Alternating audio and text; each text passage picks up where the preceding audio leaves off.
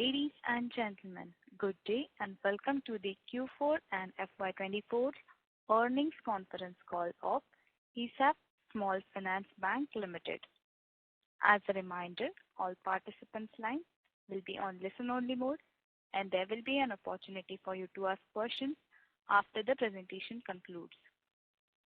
Should you need assistance during the conference call, please signal an operator by pressing star, then 0 on your touchtone phone. Please note that this conference is being recorded. I now hand the conference over to Mr. Viral Sanklecha from Orient Capital. Thank you, and over to you, sir. Thank you, Manuja. Good afternoon, ladies and gentlemen. I welcome you for the Q4 and FY24 earnings conference call of ESAF Small Finance Bank Limited. To discuss this quarter's performance, we have from the management Mr. K. Thomas, Managing Director and Chief Executive Officer, Mr. Giri DP, Chief Financial Officer, Mr. George K. John, Executive Vice President, and Mr. Hari Vellore, Executive Vice President. Before we proceed with this call, I would like to mention that some of the statements made in today's call may be forward-looking in nature and may involve risks and uncertainty. For more details, kindly refer to the investor presentation and other filings that can be found on the company's website. Without further ado, I would like to hand over the call to the management for the opening comments, and then we will open the floor for Q&A. Thank you, and over to you, sir. Thank you, Virajji. Good afternoon. On behalf of the ESAF Small Finance Bank Limited, I extend a warm welcome to all the participants on our earnings call to discuss the Q4 and full year FY24 business performance. Thanks to all of you who made time to be here and support us. With me today are some of my colleagues, Mr. Giri DP, our Chief Financial Officer, Mr. George K. John, Executive Vice President, and Mr. Hari Vellore, Executive Vice President. I hope you all had a chance to check out our quarterly results and investor presentation that have been uploaded on the stock exchange and on the company website. With a dedication to predominantly serve the low-income and middle-income segments, ESAF continues to contribute to livelihoods and economic development, embodying empowerment, inclusivity, and positive transformation in every financial interaction. ESAF Small Finance Bank, along with its promoters, has over 28 years of experience in the Indian BFSI space, primarily serving the unserved and underserved. Before diving into our business update, let's touch upon the macroeconomic factors of last quarter.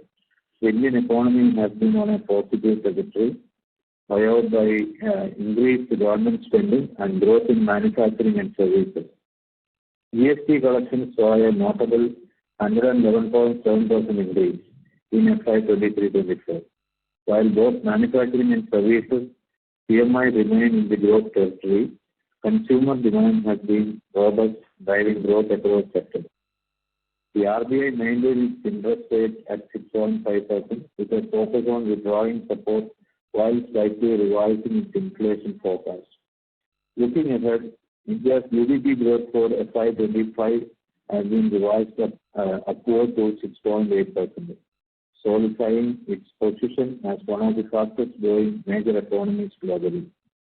The nation's economy stayed strong and steady, thanks to solid investments by the government, especially in things like building infrastructure and boosting local manufacturing, along with the steady growth of service industries.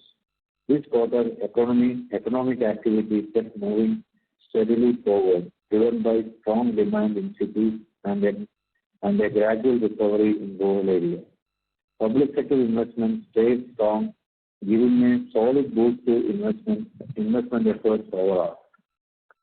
Microfinance business continues to witness strong ground-level trends, being an under-penetrated segment still. We believe the business in this industry has more room to grow, mainly due to increasing number of customers coming in the purview of lending along with the growing appetite for credit among existing customers. Moving on to our operational performance, as on 31st March 2024, we proudly served over 83.7 lakh customers, with a significant majority being women. Our extensive reach and spans across 22 states and 2 union territories. Notably, our gross advances to customers outside Kerala amounted to INR 12,503 crores, constituting 63.6% of our total gross advances.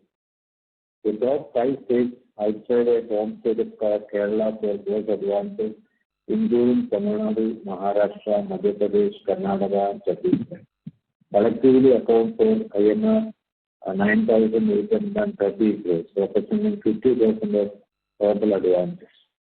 Our advances under management surged from INR 16,331 crores in Q4 FY23 to INR 19,659 crores in Q4 FY24, on the growth of 20.4% on year-on-year basis. Moreover, our commitment to accessibility is evident with 753 banking outlets and 614 ATMs, which are strategically located in these areas. In addition to this, we have 930 customer service centers operated by 35 institutional business correspondents and 5,024 banking agents. To conclude, I would like to express my appreciation for your continuous support. We are committed to sustaining our focus on growth, the quality of our portfolio, and operational efficiency with a strong financial foundation and strategic initiatives in place. We are well positioned for a prosperous and profitable future. With that, I will now pass on the call to Mr. Girish CP, CFO, to present the financial performance. Thank you, sir, and good afternoon to all of you. I sincerely appreciate your presence for this conference call today. Let me provide you with an overview of financial performance for Q4 FY24 as well as for the financial year 24. We as a bank are focused on the unbanked and underbanked, particularly in rural and semi-urban areas.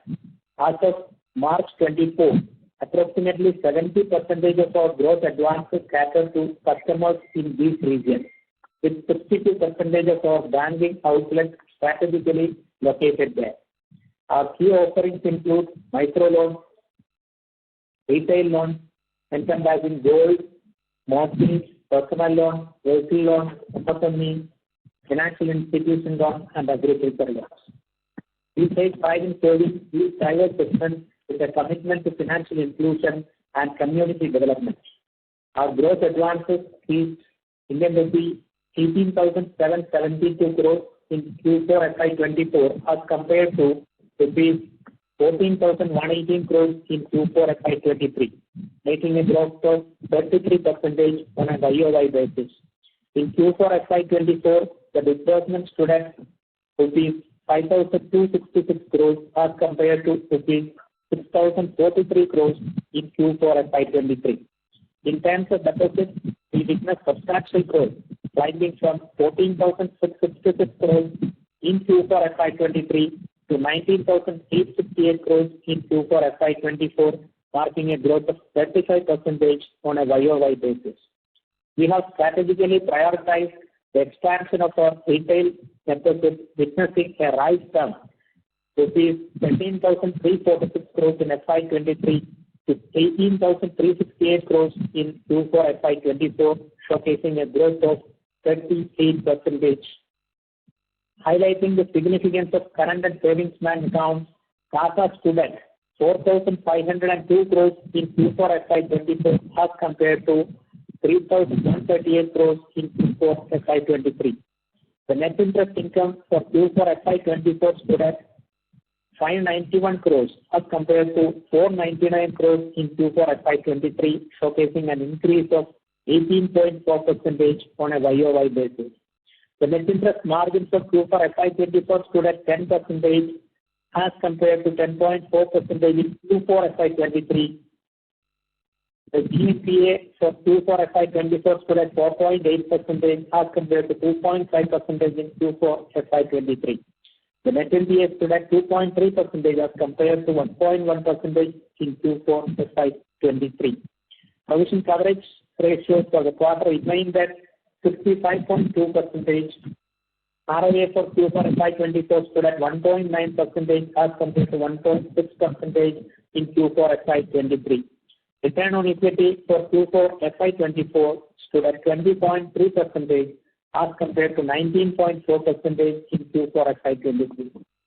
Profit after tax for Q4 FY24 stood at 33 crores as compared to 101 crores in Q4 FY23, mainly because setting aside an additional provision for 82 crores in Q4 FY24. For the full year FY24, profit stood at 426 crores as compared to 302 crores in FY23. Our comprehensive services extend beyond traditional banking, offering safe deposit lockers, foreign currency exchange, access to Bharat bill payment system, money transfer services, and other Seva Kendra services. Additionally, we take pride in providing our customers with a diverse range of offerings, including distribution of third-party life and non-life general insurance policies and government pension products. In conclusion, ESAF Small Bank is well poised for a bright future. Our commitment to serving the unbanked and underbanked parts of Indian demography remains unwavering. We will continue to invest in technology, expand our reach in the chosen geographies, and maintain a strong financial position to serve our customers better. We are excited about the progress we intend to make, and we appreciate your continued support. Thank you all, and we will go forward with question and answer session. Thank you. Thank you very much. We will now begin the question and answer session. Anyone who wishes to ask a question may press star and 1 on their touchtone telephone. If you wish to remove yourself from the question queue, you may press star and 2. Participants are requested to use handsets while asking a question. Ladies and gentlemen, we will wait for a moment while the question queue assembles.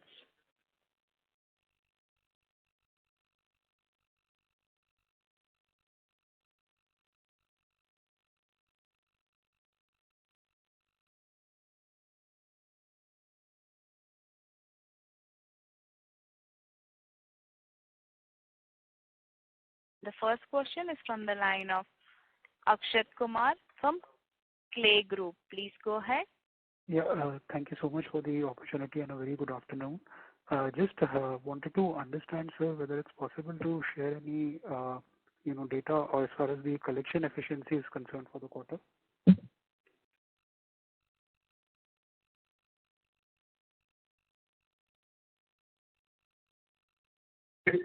Yeah. For the last quarter, the collection efficiency is 94.92%. Okay, thank you so much. Thank you. The next question is from the line of Deepak Poddar from Sapphire Capital. Please go ahead. Am I audible, sir? Yes, sir. Hello. Yes, you are audible. Okay, great. Thank you very much, sir, for the opportunity. So first up, I just wanted to understand, in terms of even last quarter, you mentioned about the stress in Kerala and Tamil Nadu, which largely forms about 60-61% of our loan book. So how do we see the problem there right now, or have we taken all the provisions, or in terms of regulatory requirements? So how do we see that going forward? Yeah. If you recall, last time when we discussed this, we had said that over 2 quarters or so, we should be able to bring it back into some kind of shape. Mm-hmm. So that work is ongoing. If you see in terms of, if you're asking in terms of stress, etc., Correct. The situation, the stress in Tamil Nadu and Kerala, because of that, we had brought down our fresh loans, we had stopped fresh lending in some areas, etc. Those restrictions continue to be in place. We have also taken all regulatory steps, provisions are being done, and over and above the regulatory requirement, there is an additional provision given provided, 82 crores is being provided. So 82 crores is additional provisioning as compared to regulatory requirement. Yes, yes. Okay. Now, now we have brought down. So, what would be our current share as of FY24? Would that be 60%, Kerala and Tamil Nadu? Kerala is about, totally if you see, it's about 36%. Tamil Nadu will be around 21% or so. So it has reduced, right? From third quarter, it was close to 61%. Fourth quarter, it has gone down to 57, 58%. Yeah. If you recall, we have been giving some, very long-term rough plans, etc., where we had said, we will bring down Kerala to 25% and things like that. So we are very much on target in terms of those timelines. In 2 years? You had mentioned in 2 years? 2-3 years? Yeah, we have to 26, 27. 26, 27. Okay, understood. And how do we see the credit cost now? I mean, now given the current situation for coming quarters or for the entire year FY25, what sort of credit cost we might be looking at? As Mr. Hari was highlighted, the stress is expected to come down after 1 or 2 quarters. So at this moment, we are unable to give a precise number about that. The current level of credit cost may continue for another 1 or 2 quarters. So current level of credit cost may continue for 1 or 2 quarters. Yes. Okay, understood. And I think we have given statement earlier as a minimum 25% growth we are looking at. So that we are still holding on to? We are still holding on to that. We haven't said 30%. 25%. What we have committed is a minimum of 25, and that continues. Even this past quarter, we have exceeded that. Okay. And just one final thing on the ROA front, is there any range we might be looking at this year? Or from current, I think what we did about 1.8%, right, in this year, FY24 as a whole. Yeah. We continue to have that kind of ROA. So we will still be targeting, in spite of elevated credit cost expectation over next 2 quarters, we still be targeting ROA of 1.8% this year itself? As things stands today, even in Q4, the credit cost is on the higher side. And since the cost side, the peak rates have already happened, we don't expect that much change from that level will be there.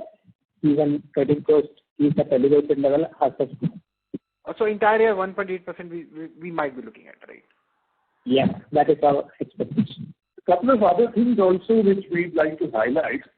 One is that we've been saying that we'll reduce the concentration risk in terms of microfinance, and we had said that again over, by 26, 27 or so, we will bring down to about 60% of the book. Those things are still very much on course on the planned manner. I think in the previous quarter just finished, we would be in the region of 67 or something like that, 67% or so. The other thing which used to be raised with us is the CASA ratio, which has gone down to about 17-18% because of the huge, term deposit interest rates that was available in the market. So we've been saying that, this will come back, and we have plans and we are on course. So if you see, we have closed at about 22.6% or so CASA for the financial year. Correct. So in terms of NIMs, you expect a stable NIMs going forward? Currently, the NIM is around 10%. We don't see any significant change from that level. Maybe a marginal here and there change may happen. Okay, and just one final query on in terms of election, because it's there in this quarter. Do you see any kind of slowdown or lower disbursement overall in any particular area or any particular as on a pan-India basis? In terms of election, on the collection front, we have not come across any major challenges on that. But because of the cash movement restrictions and all, disbursement of last little bit come down. But otherwise, business as usual is happening across India. So that shows the maturity of Indian democracy. what we are seeing. And also the formalization of the microfinance. Everyone understood the importance of financial inclusion and the microfinance. So there is no disruption at all at any level. So there have been no waiver announcements also. Yeah, that also. Yes. Great. So overall, no disruption because of the election as such. Yeah, not much. So here and there because of the climate change and all, some places the disbursement of little bit slow down.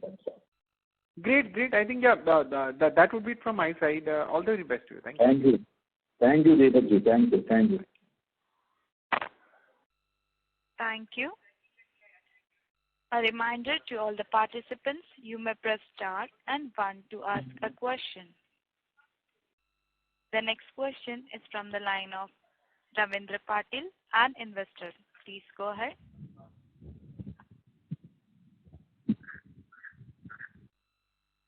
Many players in NBFC space have been driving at weaker asset quality, and specifically in the rural space, leading them to create higher provisions than normal.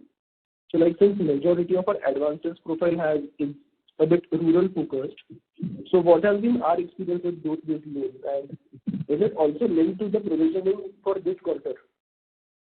Mr. Patil, we are not very clear.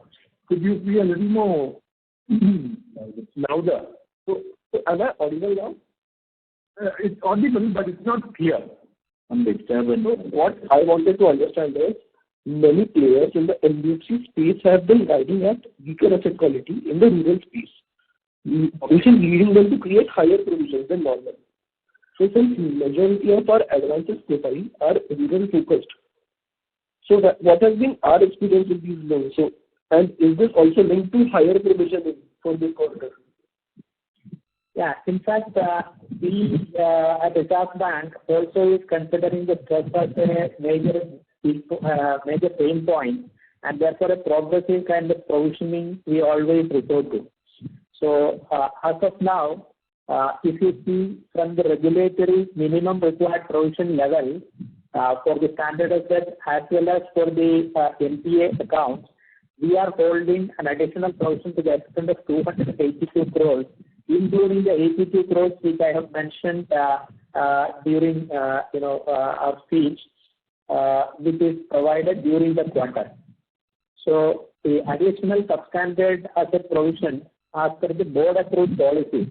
So as a policy itself, the board has prescribed for a higher level of provisioning as the substandard moves on.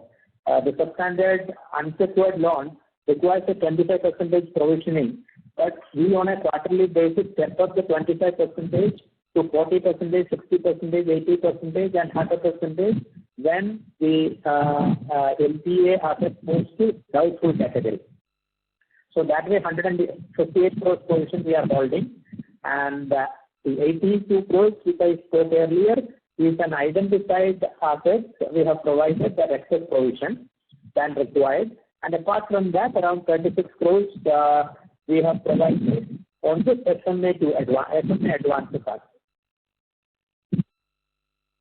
So all put together it is 282 crores we are holding additional provision.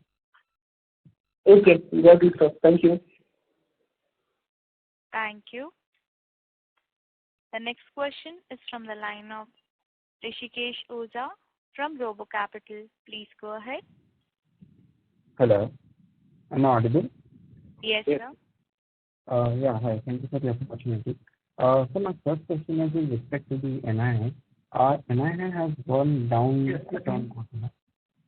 Yeah, the voice is echoing. Is it possible to say something? Is it okay now? Yeah, it's very clear. Okay. So my first question is regarding NII. It has gone down quarter on quarter despite our loan book increasing. So is it because of interest reversal that we have taken? And if yes, so what would be the quantum, if you could please mention? Yeah, if you see sequentially, there are a couple of aspects about it. The cost of funds on account of repricing of the existing deposit book the cost of fund is, inching up because of the, by around 1%. There is 100 basis point it has moved on a YOY basis. So that is one reason. Second reason is that the slippages in the recent time has required the 90 days reversal of income as well. So these are the two aspects. Okay, but what was the impact of that on the interest income? And could you also please mention the reason behind the cost of funds going up by 1% year-on-year? Yeah, cost of funds, it has moved 1% over a 1 year period. And as of now, the repricing is almost completed. Now it is 7.39 for the quarter.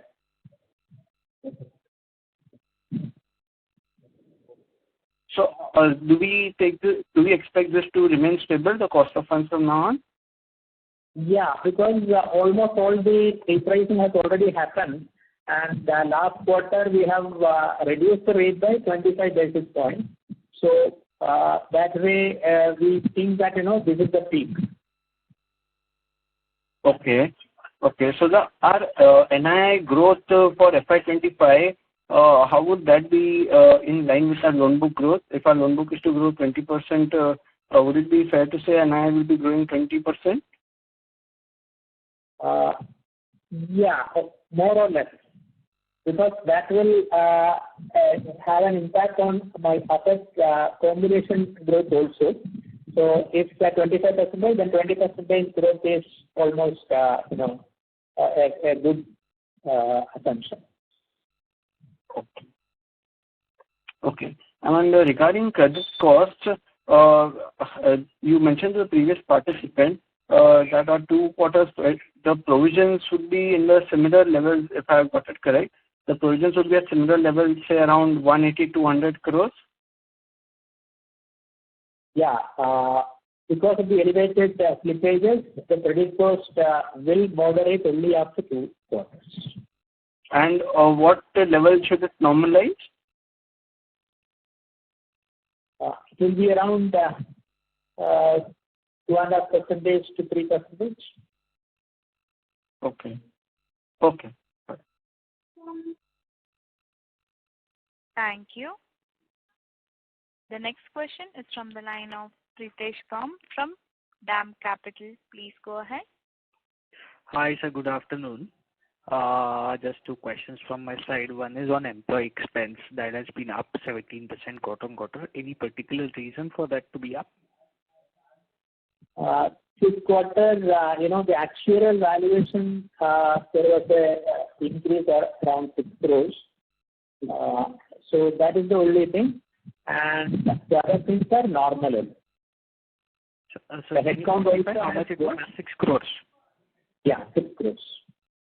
But so if I adjust that 6 crore also, it still looks quite higher. So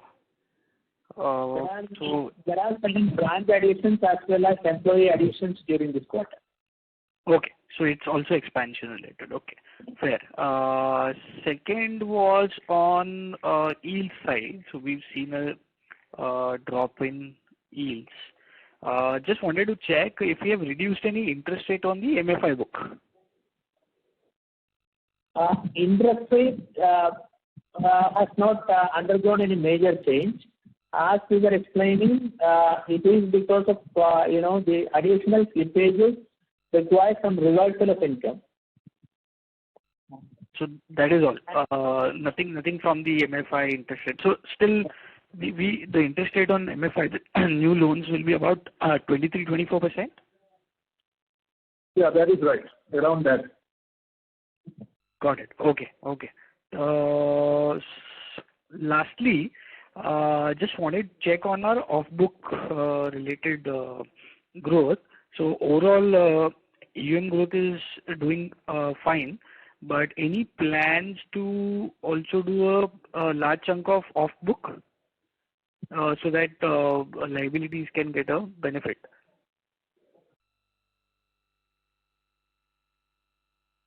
Yeah, we will evaluate going forward. Got it, sir. Okay, thank you. Those were my questions. All the best. Thanks. Thank you. Ladies and gentlemen, you may press star and 1 to ask a question. The next question is from the line of Varun Mishra from Big Four Investment Partners. Please go ahead. Hello. Yeah, hi, I'm audible? Yes, sir. Please go ahead. Yeah, hi, sir. Good afternoon. I just had a couple of questions. So, sir, with regards to the recent RBI directive against the cash disposals of loans, I would like to understand what part of a disposal is cash-based, and if this directive might cause any effect in the current operations? We do not disburse loans in cash. Every loan is credited to a savings bank account of the customer. So the comment regarding the election thing was not about cash disbursal. It was a cash movement. When elections are on, there are restrictions in the amount of cash one can carry on collections and things like that. It was in that context that this comment was made. Okay, all right. Yeah, and so we see a couple of domestic and foreign entrants in the microfinance loans recently. So how do we see them as a competition shaping for us in the near future, like in the perspective for 2 to 3 years coming ahead? Some competition and foreign loans. So actually, we are pioneers in microfinance loans, and most of the geographies we are operating. We have got a vintage of more than 10 years. So that customer loyalty is still there. So we don't find any. And as a banker, people trust the banks more to deal with, because they can, as their business grows, the bank will be able to support them in their growth phase, unlike a microfinance institution. So they are seeing that difference, and they are not seeing that competition as a big challenge. Okay, sir. All right. That's great, sir. Thank you so much, sir, and all the best. Thank you. Thank you. A reminder to all the participants, you may press star and 1 to ask a question. The next question is from the line of Shaili Mishra from MNS Association. Please go ahead. Hello, am I audible? Yes. Yes, sir. Yeah. So a couple of recent reports suggest banks, especially the public sector banks, have been facing crunch in deposit. And also the delta of advances and deposit growth is also widening for them. But we have experienced decent deposit growth for the financial year. So I want to understand what are the strategies we have employed to ensure deposit growth. Yeah. Thank you for the question. Of course, you can't really compare us with public sector banks who have far, far larger balance sheets and things like that. And we have a smaller base. So the percentage-wise, that is not a comparison. But having said that, I think we did 2 or 3 things right. As you know, NR deposits have been a strength for this bank. And we've been having 25-28% of our deposits from the NRIs. That continues to, go up very strongly. We have maintained that kind of a proportion. The second thing is one of our biggest constituents has been senior citizens. That also has performed well, and we continue to get strong support from them. Third, we've been acquiring new customers to the bank at a very good rate, 30 to 40,000 customers per month. And that obviously also helps us to keep increasing our base of depositors. So these 3 things have really helped us to maintain a good rate of growth. Another thing in this context I would like to say is that we have brought down the share of bulk deposits in our book. What was around 1,800 crores or so, we brought down to about 1,500 crores this March. And, actually switched it back into retail mode. So 91 to 92% of our base is currently retail. So these are some of the good things which have happened. Obviously, we continue to do what we do is doorstep services to customers, which I think is a big differentiator in terms of availability of service, accessibility to customers, going at the time of need and things like that. So some of these differentiators have made a difference. Yeah. Thank you. Thank you for the detailed answer. I have one other question. How do you see the yield profile going forward? Will rising retail contribution lower our future yield? Yeah, as long as the retail portion is catching up, there will be a slight moderation in the yield level, but it may not be very significant. Okay, thank you. That's it from my end. Thank you. The next question is from the line of Pritesh Baum from DAM Capital. Please go ahead. So one question was on the BC, number of BCs we've added. I noticed that it is now 35. So we were somewhere around 26 or something in the last 2-3 quarters. So which geographies we have added these BCs, and so is this for all MFI or any other products as well? Yeah. Hi, Pritesh. So good question, because as you know, the BC strategy is a very important part of the bank's plan. And BC channel is a major channel for distribution of our products and services. So that has continued to grow very strongly in the last financial year, and the 35 is the number you had mentioned. In terms of geography, as you know, in terms of the overall bank, we have always been concentrating north of the Vindhyas, because we are fairly strong in the south, especially in Kerala and Tamil Nadu. So in terms of expansion, these BCs we've been enrolling mainly in the north of India, states like Gujarat, Rajasthan, UP, Uttarakhand, West Bengal, Orissa, and Chhattisgarh. Now, the other thing is, we have never operated in Andhra, Telangana, the old Andhra Pradesh, what is now Andhra and Telangana. Last year, we started operations in that area in terms of lending. Earlier, we had about 4 branches in Hyderabad and 3 or 4 branches in Andhra Pradesh. So that is basically from a liability point of view. Now we have started operations through BCs in the state of Andhra Pradesh and Telangana. We are steadily ramping up business there. So this is something which, in the last 30 years, in the entire history of ESAF, we had never been in Andhra. But now we see that the regulator, the government, everybody is kind of aligned, and the clarification has come in terms of how their outlook is on the microfinance sector. So we have entered that state also. In terms of what is the business that these BCs do, many of them do microfinance, but there are BCs whom we are using for agri finance, for MSME finance. A couple we are using in terms of two-wheelers and used cars. So it's a fairly broad area in which BCs operate, depending on their area of specialization. So about 50-60% is microfinance, the remaining is other areas of business. Got it, sir. Thank you so much. Thank you for that answer. Thank you. The next question is from the line of Tushar, an investor. Please go ahead. Yeah, good afternoon, sir. Actually, sorry, I missed your guidance on the credit cost. I want to know your guidance on credit cost for the future, sir. Yeah, since the elevated level of stress is there in the system, which we have explained earlier, next 2 quarters also we see that there will be some elevated level of credit cost continuing.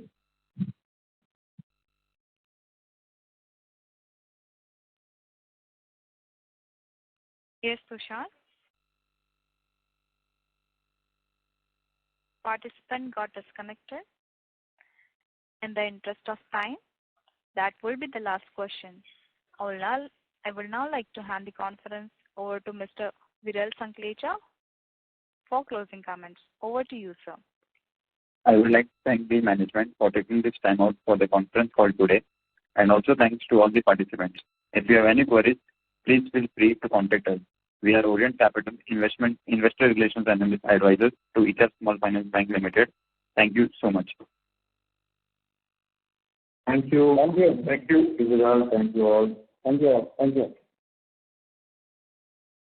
On behalf of ESAF Small Finance Bank Limited, that concludes this conference. Thank you for joining us, and you may now disconnect your lines. Thank you.